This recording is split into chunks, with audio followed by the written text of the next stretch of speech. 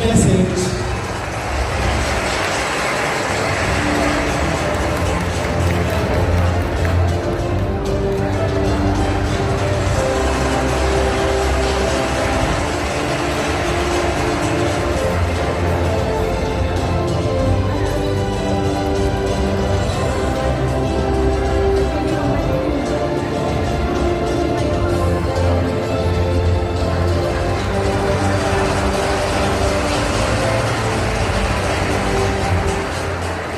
Let me start by saying a true artist is not one who is inspired, but rather the one who inspires others.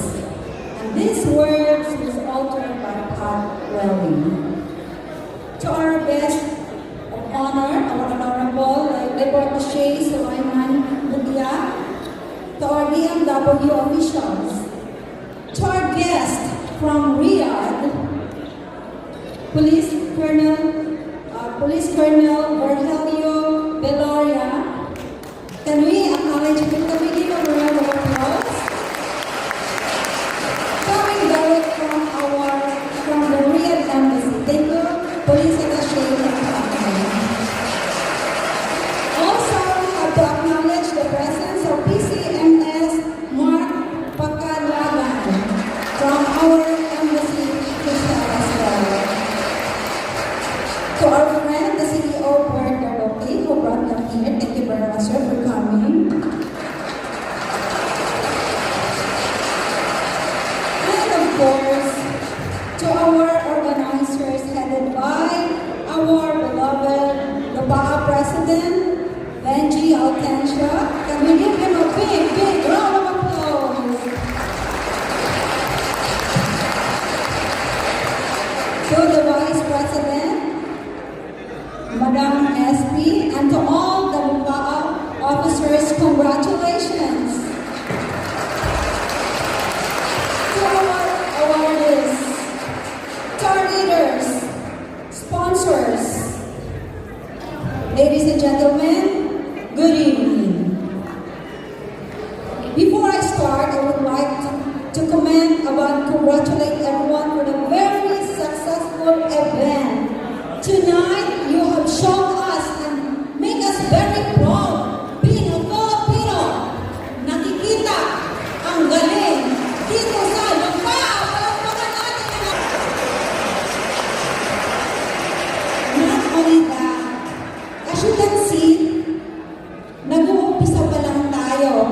We have already seen, hindi lamang pala sa ating mga talento, sa ating mga OFW, kundi sa mga produkto rin ng ating OFW. As we can see, nakita natin ang anak ng ating si Doc Alicar. Napakagaling. Palakpakan naman natin ang ating mga talented na mga students.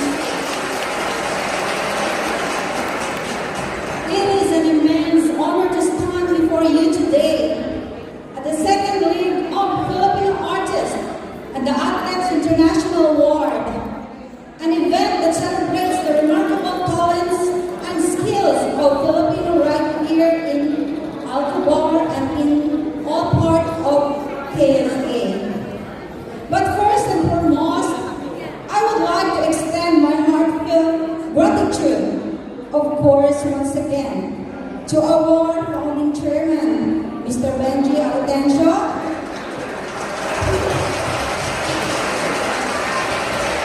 and to all the Lupaa. Alam naman natin kung gaano ang hirap. Ako mismo ang witness kung paano nila pinaghirapan, pinagtyagaan. Ika nga as one of our awardees, kanina nagsalita. It's because of the hard work, patience, and perseverance. This is the reason why you all get your award. Kaya it serves to everyone as an inspiration na pagka meron palang tiyaga, talaga naman, may nilalang. To all the officers of Lupaa, once again, thank you for your dedication, your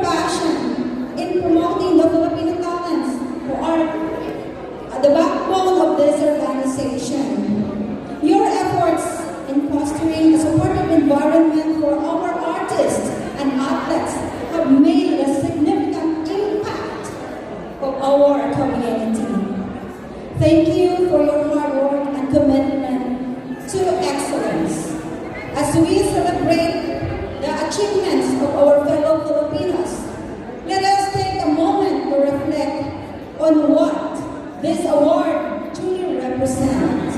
It is not just a recognition of talent. It is a testament to the spirit, resilience, and dedication of every OFW who has pursued their dreams far from home.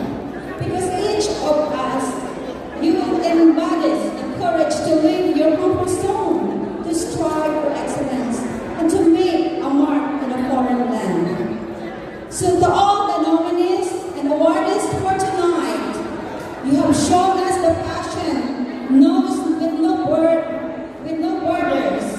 Your hard work and commitment to your crops inspire not only your peers but also your future generation of Filipinos. You remind us that no matter the challenges we face, our dreams are valid and our talents deserve to shine. So as we celebrate tonight, let us also remember the countless OFW, yung mga hindi rin nakatanggap ng mga awards.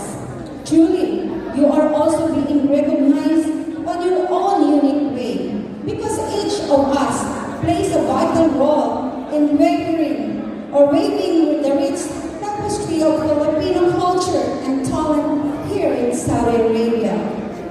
Your sacrifices, resilience, and determination are the foundations of the success.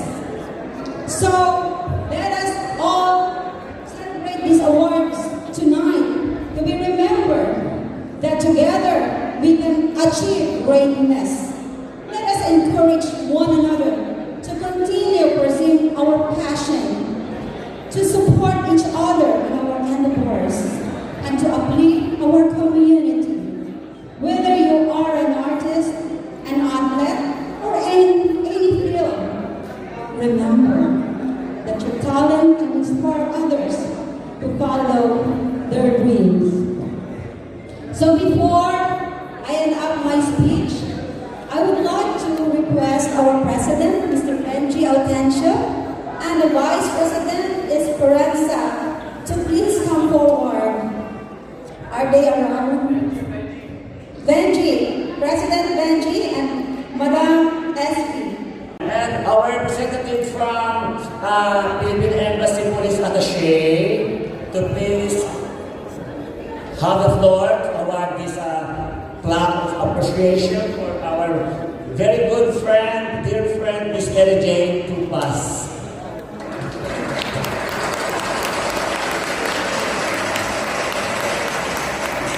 Is proudly presented to Miss Mary Jane Pajarino Tupas in recognition of your outstanding and exceptional support that led to the success of the second LOFA International Awards given this 8th day of August 2025 sa Hotel Abu Bar, Kingdom of Saudi Arabia. Signed, Benji Autencio, President Founder, LOFA.